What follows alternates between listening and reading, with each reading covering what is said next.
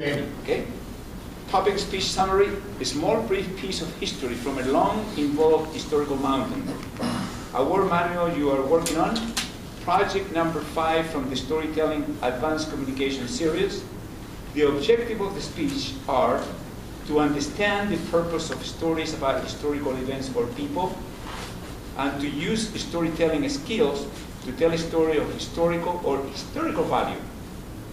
The time of the speech would be 7 to 9 minutes. Please welcome Fred.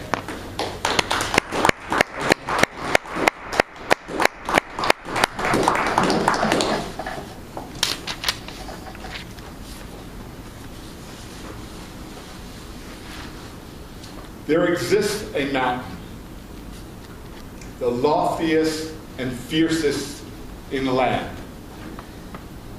No one ever dared to go up to the upper reaches, the summit. Lightning, thunder, death surrounded it. It was called Angiokochuk, home of the great spirits, to all its inhabitants. But the Europeans came, and they thought there were riches up top. There was gold, there was silver, there was crystals to be had. And the Europeans did clap when they came to the United States. And all they found was a pile of rocks. And that rock pile became known as Mount Washington in the White Mountains of New Hampshire. It opened the floodgates, and soon there was Tuckerman's Ravine, Huntington's Ravine, Raymond's Cataract, all named for famous botanists who found rare and exotic plants on that mountain. Floodgates opened also for thrill seekers because it became known as the worst weather in the world.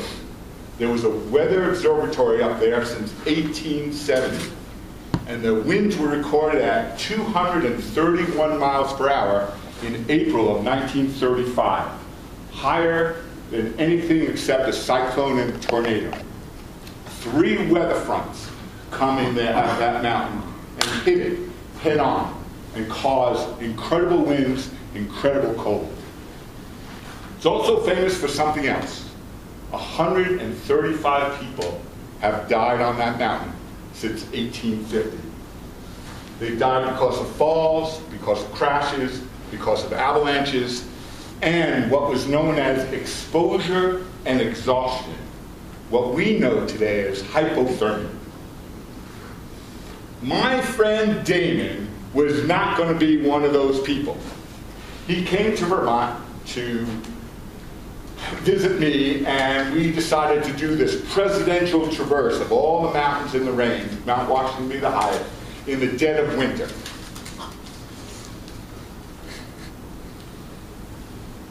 Damon is a roly-poly, dwarfish type of character, full beard, full of himself, great mountaineer, really well-trained, has all the best equipment, but was voted by his college class to be the one who would die on the mountain first. So we gathered, and Damon said, oh, I trained in New York City, I ran upstairs, I ran buildings, I'm ready to go. And this guy Jim said, I carried rocks in my pack, and I'm ready to go. And I said, well, I've been skiing and hiking after school every day, so I'm ready to go. And then our friend Fast Eddie says, it was too late, I just sat on the couch and rotted. And Fast Eddie is just the opposite of what his name implies. He's a slow, rational, milquetoast type of guy who could eat you out under the table, but as skinny as a rail because it takes him hours to eat his meal. So we gathered, and we went in the dead of winter, and we were going to go on December 31st for 4 days to the Arctic tundra of Mount Washington, which was a leftover of the ice ages 10,000 years ago. Our first day we go up to a cabin. Everything's going well. We hear reports of high winds the next day. So the next day we go out, we come around the corner, and bang, we're slammed with 90-mile-an-hour winds. We are on our knees, and we're crawling, and we're going, really? Really? We're going to do this? 2 steps forward, 3 steps back, 2 steps forward, 3 steps back. And Eddie and I look at each other and we go, no, let's go play chess. We love to play chess. So we go back to the cabin and play chess.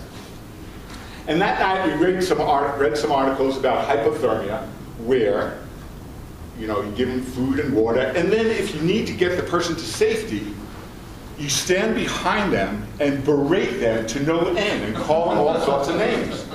Well, Damon thought that was the stupidest idea ever.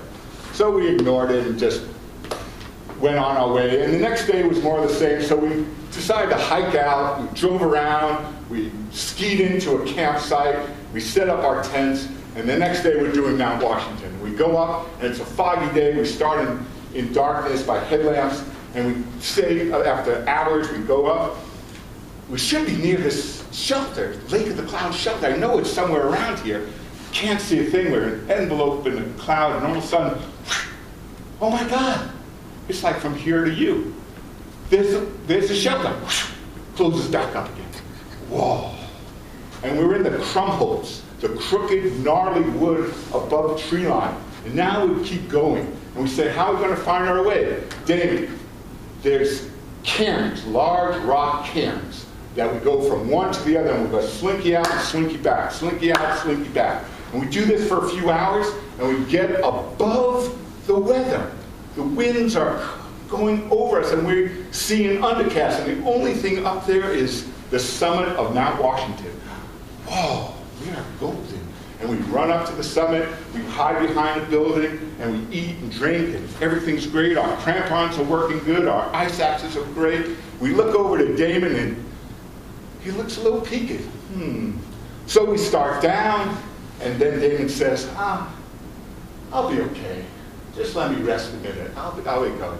Well, red flags go up for Fast Eddie and I. We go, whoa, we could put it into a hypothermia mode, and we could really prevent exhaustion and exposure. And so we get behind Damon, and we call him every day we could ever think of. You fat, blah, blah, blah, blah, you slow, blah, blah, blah, blah, blah. And we are having a great time at Damon's expense. But Damon's going, arr, arr, arr, arr, and gets madder and madder. And he says, I'll just sit by this tree and relax. And we call him names again, and we're having a great time, Eddie and I. And we get Damon down to the campsite by darkness. I throw him in the sleeping bag. He sleeps all night, snores like a horse, and gets up and says, whoa, how'd I get here? He has no recollection. And do Fast Eddie and I tell him what names we called him? Nah. We kept our friendship for years and years and years. It really did cement our friendship, helped our mountaineering resumes, and really started both Eddie and myself leadership careers. Angiokulchuk, home of the great spirits, deadly mountain, full of dread and disdain, full of excitement and exhilaration. Damon didn't die on that mountain that day. And matter of fact, we haven't seen each other for 25 years.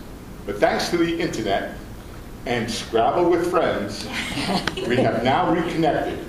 And we're going to do a trip next year and maybe pull Fast Eddie off his couch and maybe not make any history.